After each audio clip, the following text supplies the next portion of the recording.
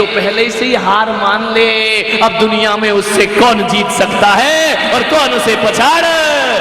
आपसे यही निवेदन है, घर में परिवार में बातचीत हो जाए, पहले से ही हार मान लो, लफड़ा खत्म, टेंशन खत्म।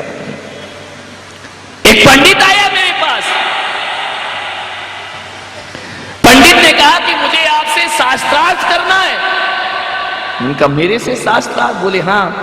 बोले बड़ा प्रवचन देते हो, मुझे आपसे आगम की बातें करना है, शास्त्रों की बातें करना है, वेद पुराण के शास्त्रार्थ करूंगा मैं तुमसे। मैंने कहा बैठो पंडित जी, जरूर करेंगे हम।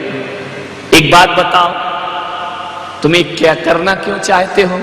अरे बोले मैंने तुमसे ज्यादा पढ़ा है, बड़े बड़े शास्त्र, बड़ी बड़ी गाथाएं, बड़े बड़े श्लोक मुझे याद हैं। तुमको याद है? यदि याद है तो दिखाओ, मुझसे जीत के बताना। अच्छे अच्छे लोग मुझसे शास्त्रार्थ में नहीं जीत सके। मैंने कहा चलो तू जीत गया तो क्या होगा, यही तो कहेगा ना कि महाराज मेरे से हार गए। बोले हाँ और क्या कहूंगा। और मैंने कहा और क्या मिलेगा? बोले और कुछ नहीं, लोग कहेंगे मैं बहुत बड़ा ज्ञानी हूँ। अरे मैंने कहा लोग कहें या ना कहें, पंडित शास्त्रार्थ करने में घंटा 2 घंटा लगेगा। अरे मैं करने से पहले ही हार मानता हूँ और मैं कहता हूँ तू जीत गया और मैं अब घंटा भर माथा फोड़ी कौन करे भाई। तू यही तो चाहता है, तू जीत गया, जा तू जीत गया और तुझे इनाम दे देता हूं। ध्यान रखिए, किसी से जीतने जाओगे तो हार जाओगे। ध्यान रखो, ज्ञानियों को जीत के नहीं जीता जाता है, ज्ञानियों को तो हार के जीता जाता है। जो हार जाता है दुनिया में वो ही जीत जाता है। ध्यान रखो, मैं कभी मुंह नहीं लगता पंडित पंडितों के, नहीं, तुम्हें जो लगे वो करो, तुम्हारी गाथाएं, तुम्हारा पूजा पाठ, तुम्हें जो लगे वो करिए। एक सज्जन मेरे पास आए, एक पुस्तक मेरे पास रखी हुई थी, मैं उस किताब मेरी टेबल में रखी थी। उस व्यक्ति ने कल मुझसे पूछा कि बताइए महाराज इस राइटर के बारे में आपके क्या विचार हैं। मैंने थोड़ी देर उसको देखा, उसने फिर पूछा कि बताओ इसके बारे में आपके क्या विचार हैं। मैंने कहा इसको भी गोली मार और मुझे भी एक तरफ रख, ये बता कि तेरे बारे में तेरे क्या विचार हैं। दुनिया के विचार जानते रहते हो, आदमी अपने आप के विचार नहीं जानता है। उनका आप अपने आप के बारे में विचार रखिए, किसी राइटर के बारे में, किसी साधु के बारे में विचार रखने से फायदा क्या है। ये देखो मैं कितना ईमानदार धर्मात्मा हूं। अरे बोले इस आदमी ने जैन धर्म को विकृत कर दिया है, जैन धर्म का स्वरूप बिगाड़ करके पेश किया है। मैंने कहा इस आदमी ने जो भी किया हो, बिगाड़ा हो, पूरी दुनिया को हिला दिया है। मैंने कहा तुम जैन धर्म का सारा सही स्वरूप रख के दुनिया को हिला सकते हो? बोले नहीं हिला सकता हूं। तो मैंने कहा वक्त बर्बाद मेरा और अपना क्यों कर रहा है, ये बताओ कि तुमने धर्म के लिए क्या किया है। उसने धर्म के लिए ये किया, उसने धर्म को बदनाम किया। अरे किए होंगे हजारों ने धर्म को बदनाम, तुमने धर्म का कौन सा नाम रोशन किया? आपसे निवेदन है, धर्म को बदनाम करने वाले हजारों लोग हो सकते हैं। अरे मैं कहता हूं हजारों लोग भी धर्म को बदनाम करें, लेकिन एक महावीर खड़े हो जाएं तो धर्म का नाम रोशन कर दिया करते हैं। ध्यान रखिए, महावीर किसी विरोधी से लड़े नहीं, उन्होंने तो अपना धर्म सारी दुनिया के समक्ष प्रस्तुत किया।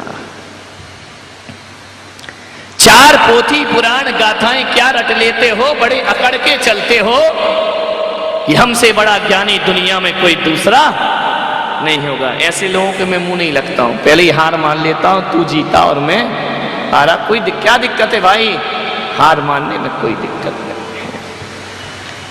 एक बात याद रखना, दुश्मन को जीतने का मन करता है, दुश्मन को जीतने में मजा आता है और प्रेमी से हारने में मजा आता है। ध्यान रखिए, जिससे हम प्रेम करते हैं उसे जीतना नहीं चाहते हैं, उससे हारते हैं तो हमें बहुत ज्यादा मजा आता है। बड़ा बनना है तो चरणों में गिरो, अपने आप बड़े बन जाओगे। ध्यान रखना, बड़ा बन के कोई बड़ा नहीं होता, ये बड़ा दही के चरणों में पड़ा इसीलिए कहलाया दही बड़ा। ध्यान रखना, बड़ा बनना हर कोई चाहता है, बड़े बन के कभी बड़े ना बन पाओगे। छोटे बनो, दुनिया तुम्हें बड़ा कह करके पुकारने लगेगी। ध्यान रखिए, चरण छूने की कला सीखो। आजकल कोई अपने बुजुर्गों के पैर ही नहीं छूता है। रोज सुबह उठकर अपने बुजुर्गों के पैर छुआ करो, उनके चरणों को प्रणाम किया करो। प्रातः काल उठई रघुराई, माता पिता गुरु शीस नवाई। ध्यान रखना, माता पिता और गुरु के चरण छुआ। गुरुओं के चरण छूना आसान है, लेकिन मां बाप के चरण छूना कठिन काम है। छोटे बनो, छोटे बनना ही बड़े बनने की एक कला है। और जितने छोटे बनोगे, जितने झुकोगे, उतनी कृपा मिलेगी। एक बात ध्यान रखना, अभागा वो नहीं है जिसके मां बाप नहीं है। अभागा वो नहीं है जिस पर मां बाप का साया नहीं है। और अभागा वो भी नहीं जिसके पास धन दौलत या माया नहीं है। अभागा तो वो है जिस पर गुरु की छत्र छाया नहीं है। ध्यान रखिए, ऐसा शीश बनाओ कि कोई गुरु अपना आशीष तुम्हारे सिर पर रख दे। अरे जो शीश संत चरणों में ना झुका, प्रभु चरणों में ना झुका, वो शीश नहीं होता। वह तुमड़ा और सूखा हुआ कद्दू और सूखी हुई लौकी होता है।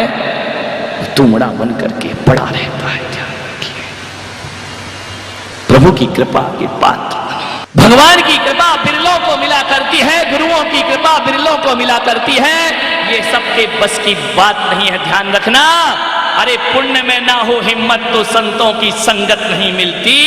पुण्य में ना हो हिम्मत तो संतों की संगत नहीं मिलती। और किसी को भीख में इतनी बड़ी दौलत नहीं मिलती। किसी को भीख में इतनी बड़ी दौलत भीख में नहीं मिलती है। रुपए पैसे भीख में मिल जाएंगे, लेकिन संतों की कृपा कभी भीख में नहीं। पुण्य की हिम्मत चाहिए। हनुमान चरणों में झुक गए। वो सर नहीं जो प्रभु चरणों में ना झुका हो। वो आंखें नहीं जिसमें परमात्मा की सूरत ना हो। और वो मन नहीं जिसमें भगवान की मूरत ना हो। ध्यान रखिए, हर कोई जाके भगवान से मांगता है, गुरुओं से मांगता है।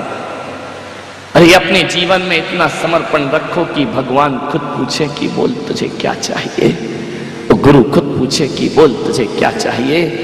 खुद ही को कर बुलंद इतना कि हर तकदीर लिखने से पहले खुदा बंदे से खुद पूछे, बता तेरी रजा क्या है। ध्यान रखिए, तुम क्यों मांगते हो?